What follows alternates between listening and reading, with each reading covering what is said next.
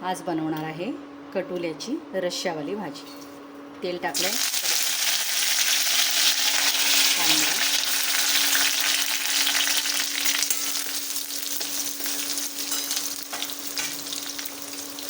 जिरं,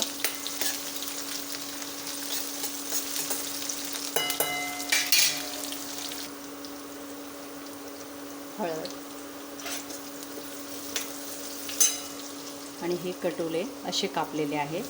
ही सगळ्यात पौष्टिक भाजी आहे सगळ्या भाज्यांमध्ये आणि ती वर्षातून फक्त 1 किंवा 2 महिन्यापर्यंत मिळते आपल्याला, श्रावण महिन्यापर्यंत। तर आपल्याला जितक्या वेळा खाता येईल शक्य 2-3 वेळा ती खावी, कारण ती खूप पौष्टिक आहे। आता याला वाफ येऊ देऊ, छान वाफेवर छान शिजू देऊ।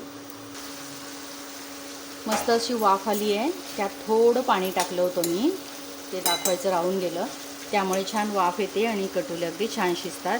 थोडं मीठही टाकलं आहे, किंचित टाकलं आहे, कारण आपण दाण्याचं कूट जे केलेलं आहे त्यामध्ये लसूण, जिरं, हळद, लाल चटणी आणि मीठ टाकलेलं असतं, त्यामुळे त्यात आपल्याला ह्याच्यात टाकताना कमी टाकायचं आहे। आता हे दाण्यांचं कूट थोडं वरून असं उघरवायचं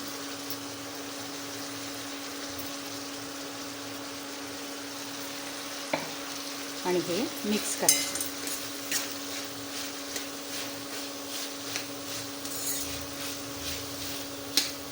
याला फक्त कोरडं होऊ द्यायचं आहे 1 मिनटं। मस्त अशी दाण्यांचं कूट टाकून कटुल्याची भाजी तयार आहे। तुम्हाला आणखी पातळ करायची असेल तर त्यात थोडं पाणी घालू शकतात, थोडी लाल चटणी तिखट करू शकतात आणि छान अशी भाजी पातळ करू शकतात। मस्त अशी वेगळ्या प्रकारची, कारण आपण कोरडी नेहमीच खातो। कोरडीचा पण मी व्हिडिओ टाकलेला आहे, लिंकवर जाऊन पाहू शकतात।